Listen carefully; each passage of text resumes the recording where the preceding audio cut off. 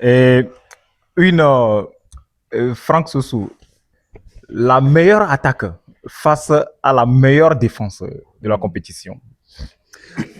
Ah oui, la meilleure attaque face à la meilleure défense, comme vous venez de le dire, mais il faut quand même noter que ce sont des joueurs qui se connaissent très bien. Ce sont des joueurs. Koubassi connaît très bien Mbappé, il connaît très bien également les autres. Mais il faut noter que c'est une rencontre dans laquelle les deux formations vont beaucoup se juger, savoir ne pas tomber dans les pieds de l'équipe adverse.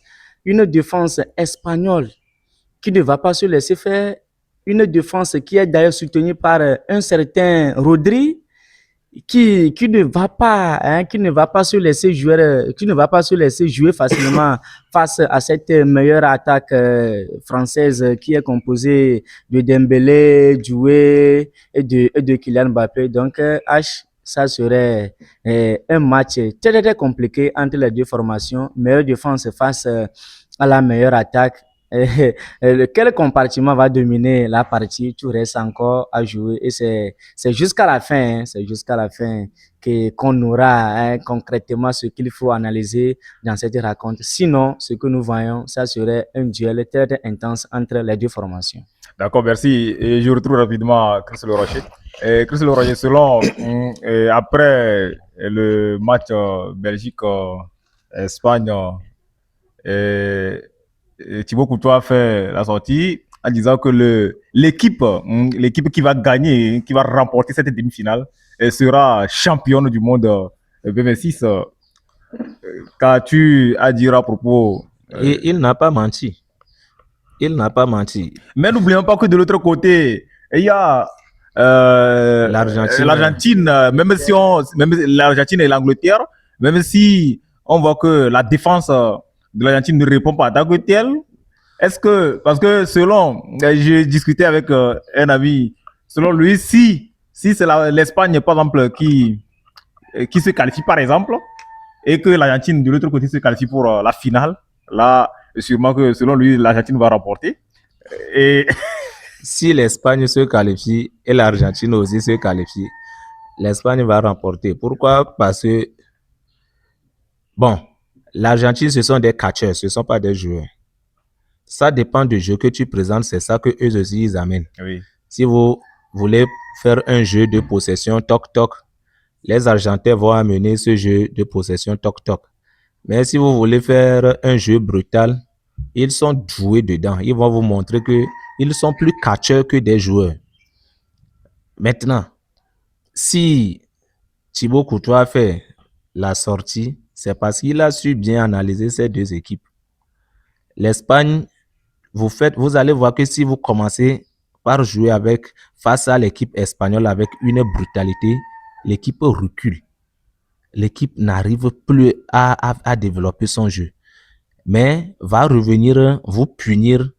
Vous allez prendre des cartons bêtes et finir le jeu comme ça. Si l'Argentine se qualifie, les joueurs espagnols auront peut-être la peur de Lionel Messi. Mais dire que avoir peur de l'équipe argentine et perdre le match, ce serait difficile. L'équipe que moi je crains ici, c'est l'Angleterre. C'est l'équipe anglaise que moi je crains. À part ça, si l'Espagne arrive à déposséder la France, l'Espagne va prendre la coupe. Mais si la France aussi arrive à faire déposer l'Espagne, la France doit chercher à ne pas croiser Argentine en finale. Si la France croise Argentine en finale, autant pour moi, ce serait encore un match parce que les Argentins n'ont pas encore digéré les bêtises sorties après cette finale. C'est ça qui qualifie les Argentins aujourd'hui de racistes et autres là. C'est parce que c'est les Français qui ont créé ça. Et les Français aussi vont vouloir prendre leur revanche. Donc ce serait un match tellement musclé, un match de revanche. D'accord, merci. Et une possible qualification de la France pour la finale ne plonge pas la France dans sa deuxième je peux dire, oui, n'envoie pas la France pour son deuxième trophée consécutif, bon, pas du tout consécutif, mais 2 sur 3 par hasard dans cette Coupe du Monde. Le hasard n'existe pas.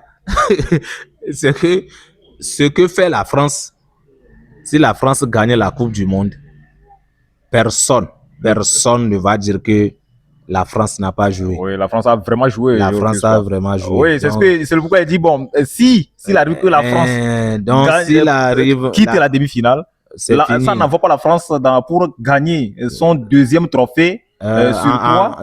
De 2 sur 3, oui, c'est ça. Quoi. Et ce qui est encore dans le football moderne actuellement, ça serait un honneur vraiment pour cette équipe française et surtout pour Didier Deschamps.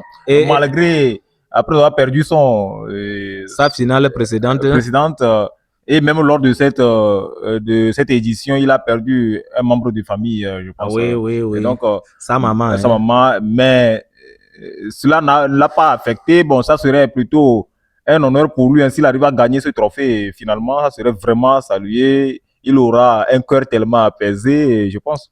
Oui, c'est ça. Il aura un cœur tellement apaisé et c'est la récompense d'un travail bien fait. Bien fait, vraiment. C'est la récompense d'un travail bien fait. Oui. Et si je profite en même temps, parce que je pense que juste après Didier Deschamps, il y aura l'arrivée de Zinedine Zizou Zidane, dans le 3Z de bon. Est-ce que Zidane n'aura pas un poids, parce que vu le parcours de Deschamps dans l'équipe de France, au niveau de l'équipe de France, Zidane n'aura pas un poids derrière lui avec ce parcours-là? C'est normal. S'il ne fait pas mieux, on va dire que Didier Deschamps est meilleur que lui. Et jusqu'alors, Didier Deschamps est meilleur que Zinedine Zidane. Et donc, une fois qu'il aspire à devenir sélectionneur de l'équipe française, il va falloir qu'il commence par réapprendre de Didier Deschamps comment il arrive à faire et aussi prier à ce que des éléments continuent toujours par exister afin de pouvoir les sélectionner pour venir défendre les couleurs de la France. Donc c'est ça. Ok, merci beaucoup. Merci. Franck Sossou, N'Golo Kanté, convoqué dans cette équipe française, hein, je crois, pour cette Coupe du Monde, mais jusqu'alors qu'il a joué 0 minute et selon les rumeurs, sûrement qu'il a dû quitter la compétition prématurément. Est-ce que, bon, c'est parce que le milieu est saturé, de sorte que, bon, N'Golo Kanté ne peut même pas gagner 2 minutes pour faire, au moins montrer son expérience de vieillesse, là? Ah oui, on dit souvent qu'il faut, il faut parfois faire les meilleures choses avant que les meilleures choses mais on ne vous fuir. Et ça, il faut le reconnaître. On a vu N'Golo Kanté lors de la Coupe du Monde passée, ce que N'Golo a fait. Mais actuellement, si vous prenez cette équipe française, il y a trop de concurrence. N'Golo Kanté n'a plus cette jeunesse, en lui. Il pouvait quand même gagner des minutes, mais les matchs qui se jouent ne sont pas encore les matchs d'honneur. Ce sont des matchs à élimination directe. On peut convoquer tout le monde, mais c'est pas tout le monde qu'on peut aligner. Il y a trop de concurrence au sein de cette équipe française. Oui, je refuse. La France gagnait ses matchs même d'avance. Bon, N'Golo Kanté ne peut même pas disputer 5 minutes de fin d'une rencontre. Bon, au moins dans les matchs de poule et etc. avant d'arriver même dans les éliminations. Si c'est ça, c'est dans les matchs à élimination directe. Là, on peut dire d'accord, bon, parce qu'il faut jouer jusqu'à la dernière seconde. Mais il peut. De l'autre côté de la Belgique, on voit un certain Romelu Lukaku qui intervient toujours et qui essaie de faire ses preuves, de montrer sa capacité. Et si nous prenons cette Coupe du Monde, même donc, on peut qualifier ça d'une Coupe du Monde des vieux qui sont arrivés quand même ici à la hauteur des jeunes qui ont. Et chaque jour, on voit c'était Kylian Mbappé qui salue toujours les bienfaits, c'est que les faits marquants de Lionel Messi actuellement dans cette compétition. Donc là, bon, ne serait-ce pas parce que selon les mêmes rumeurs, donc il y avait une tension à l'interne de cette équipe française entre Mbappé et N'Golo Kanté. Ne serait-ce pas cette tension-là où il y a de cela quelques années plus tard, on nous disait que bon, que c'est Lionel Messi qui coordonnait le Barça, c'est Lionel Messi qui dit bon, tel joueur doit jouer, tel joueur doit faire ceci, etc. ce n'est pas le même cas qui se présente actuellement en France. Ah oui, il faut quand même le noter qu'au sein de chaque équipe, il y a toujours des problèmes internes, il y a toujours des problèmes internes. Mais ce que je vois, ce que je ressens au niveau de Didier Deschamps, il faut quand même reconnaître, malgré des problèmes internes, ce qui compte, c'est la victoire. Et il faut mettre les joueurs qui peuvent aller, hein, qui peuvent satisfaire le public. C'est un peu ça. Je le dis, hein, je vais encore le répéter. Si Didier Deschamps devait faire entrer N'Golo Kanté au sein de son effectif pour pouvoir gagner une rencontre, je suis sûr qu'il aurait le faire. Hein, il aurait le faire. C'est parce qu'il a vu que bon, avec l'effectif qu'il a ou bien avec les entrants qu'il a déjà, il a confiance qu'ils peuvent le faire. C'est lui qui connaît bien ses joueurs, c'est lui qui connaît mieux ses joueurs. Et donc l'essentiel est que la France continue toujours pas à gagner ses rencontres. Au cas où la France arrive à perdre une rencontre et on avait vu une absence de Kanté qui pouvait apporter son souffle à cette formation. C'est en ce moment qu'on pouvait arriver quand même à critiquer Didier Deschamps. Mais pour le moment, avec l'effectif qu'il a, il arrive à assumer sa responsabilité. C'est lui qui connaît ses joueurs. Il sait quand peut-être N'Golo Kanté pouvait revenir après. La France est encore dans la compétition. On attend de voir jusqu'à la fin de la compétition si N'Golo Kanté va réapparaître dans la compétition. D'accord. Chris Le Rocher, on ne change pas l'équipe qui gagne. C'est le cas de Didier Deschamps face à N'Golo Kanté, le métronome de cette équipe dans le passé. Est-ce que c'est le cas? Oui, on ne change pas l'équipe qui gagne. Mais le cas N'Golo Kanté, il faut être véridique. Hein. N'Golo Kanté est vieux. Il est vieux. C'est ce que Griezmann voyait de loin et il a pris sa retraite internationale, c'est tout. N'Golo Kanté est au banc et vous voyez aussi Tchouaméni au banc.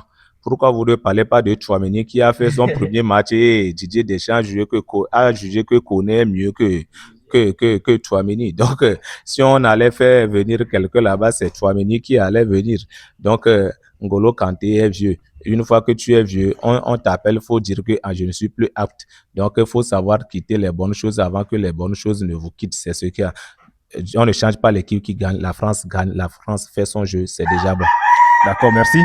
Alors, vos derniers mots pour nos abonnés.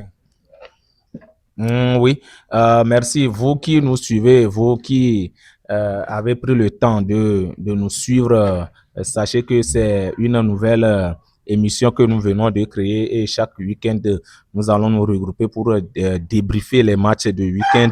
Nous allons partir de local avant d'aller à l'international. Donc, n'essayez pas à nous apporter des remarques et autres. Nul n'est parfait. Si vous voyez que c'est bon, partagez avec les autres. Mais si ce n'est pas bon, revenez à nous afin que nous puissions nous corriger et vous apporter davantage d'éclaircissements et aussi vous apporter des analyses. Nous ne sommes que des débutants, mais nous espérons qu'avec votre soutien, nous irons loin. Appelez-moi Chris Le Rocher, animateur et commentateur, analyste des activités sportives ici dans la préfecture de Yoto, plus précisément à Tablebo. Et Franck, tes derniers...